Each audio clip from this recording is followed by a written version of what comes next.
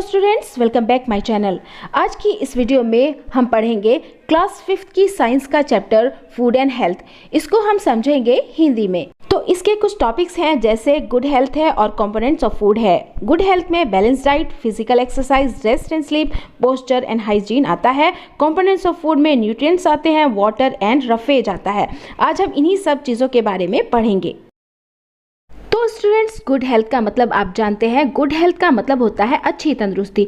जब अच्छी तंदुरुस्ती होगी तो हमारा जो माइंड है वो खुशी महसूस करेगा, कोई हमारे माइंड पर प्रेशर नहीं होगा, एनर्जी हमारे अंदर होगी, हम एक्टिव महसूस करेंगे और अपनी ज़िंदगी के सारे काम खुशी खुशी कर लेंगे। इससे क्या होगा, हमारे जो बिहेवियर होगा वो भी दूसरों के लिए अच्छा होगा।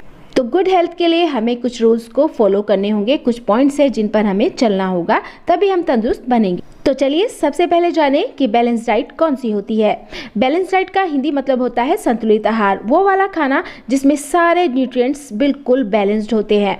उसमें क्या क्या होते हैं, फाइबर, प्रोटीन्स, विटामिन्स, खनिज, वसा, कार्बोहाइड्रेट, ETC। ये सारी जो चीज़ें होती है जो हमारे शरीर को हेल्दी बनाने में मदद करते हैं।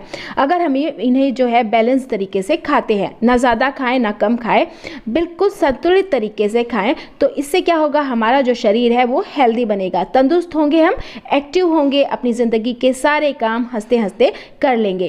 तंदुरुस्त रहने के लिए दूसरा जो पॉइंट है वो है फिजिकल एक्सरसाइज। फिजिकल एक्सरसाइज भी हमारे लिए बहुत ज़रूरी होती है, तभी हम अपने शरीर को एक्टिव रख पाते हैं। इसके लिए हमें डेली एक्सरसाइज करनी होगी, मॉर्निंग वॉक करनी होगी, पैदल थोड़ा सा चलना होगा, ठीक है।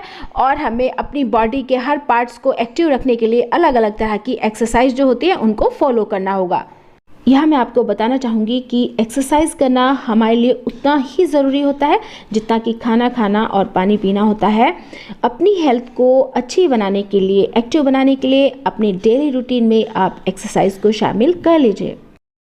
एक्सरसाइज के साथ साथ ही हमें रेस्ट और स्लीप का भी ध्यान रखना चाहिए, मतलब हमें आराम भी करना चाहिए। काम के बाद हमें आराम बहुत ज़रूरी है कि हम आराम करें 1-2 घंटा, या फिर हम सोएं।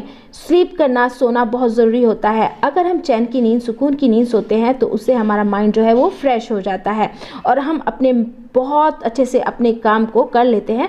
सोने से ये भी फ़ायदा होता है कि हमारी जो स्किन है वो भी ग्लो करने लग जाती है। तो चलिए गुड हेल्थ के अब नेक्स्ट पॉइंट को समझते हैं, जिसका नाम है पोस्चर। पोस्चर होता है चलना, बैठना, उठना, दौड़ना, लेटना।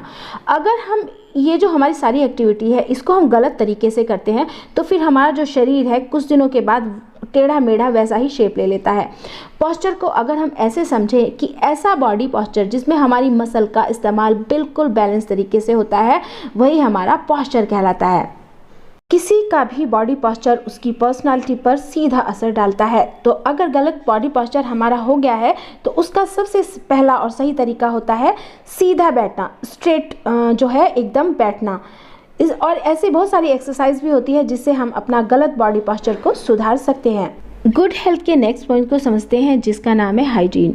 हमें अच्छी तंदुरुस्ती पाने के लिए हाइजीन का भी ख्याल रखना होगा।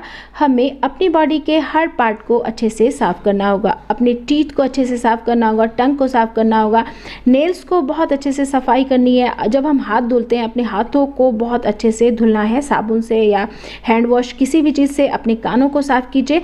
अपनी बॉडी को साफ़ करने के साथ साथ ही अपने खाने या पहनने ओढ़ने की जो चीज़ें होती हैं उनकी भी सफाई का ध्यान रखना चाहिए, जैसे चादर हो गई या कुछ भी ETC, बहुत सारी चीज़ें हम जो यूज़ करते हैं, हर चीज़ में हमें हाइजीन का ख्याल रखना चाहिए, सफाई का ख्याल रखना चाहिए।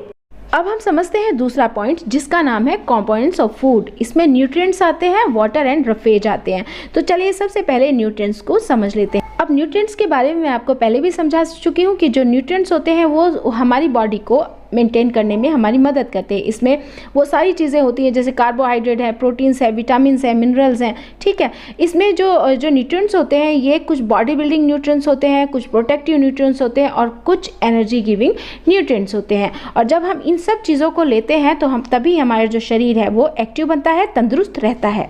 नेक्स्ट पॉइंट आता है वाटर एंड रफेज। वाटर और रफेज भी हमारी ज़िंदगी को अच्छा बनाने के लिए, हमारी बॉडी को तंदुरुस्त करने के लिए ज़रूरी होते हैं। पानी का तो जानते हैं आप कितना बड़ा रोल होता है हमारी लाइफ के लिए, हमारी ज़िंदगी के लिए, हमारी हेल्थ के लिए। अगर आप एक दिन पानी नहीं पिएंगे, कुछ देर के लिए अगर आप पानी नहीं पिएंगे, जब आपको प्यास लग रही होती है, तो आप सोच कर देखिए आप कैसा महसूस करेंगे। अगर हम पानी नहीं पीते तो बिल्कुल अनएक्टिव हो जाते हैं, हम बीमार हो जाते हैं और कुछ ही देर के बाद कुछ ही दिनों के बाद हम मर भी सकते हैं अगर हम पानी ना पिए। अगर हम खाना थोड़ी दिन के लिए ना खाएं, एक दिन के लिए ना खाएं तो हम जी लेंगे, लेकिन अगर हम पानी ना पिए ना तो हम बिल्कुल मरने के पास पहुंच जाते हैं, मौत के पास। हमें ऐसा लगेगा कि हम मरने वाले हैं। साथ में ही रफेज जो होते हैं, रफेज भी हमारी बॉडी के लिए बहुत ज़रूरी होते हैं। इसमें सारे अनाज आते हैं, कॉर्न आते हैं, भुट्टा जिसे कहते हैं, कैबेज आती है, गोभी, बीन्स है, इस तरह के जो फूड्स होते हैं वो रफेज में आते हैं। ये भी एक इम्पोर्टेंट पार्ट जो है, रोल जो है अदा करते हैं हमारी बॉडी को मेंटेन करने के लिए, हमारे शरीर को हेल्दी बनाने के लिए। उम्मीद करती हूँ आज का जो चैप्टर था फूड एंड हेल्थ आपको अच्छे से समझ आया होगा।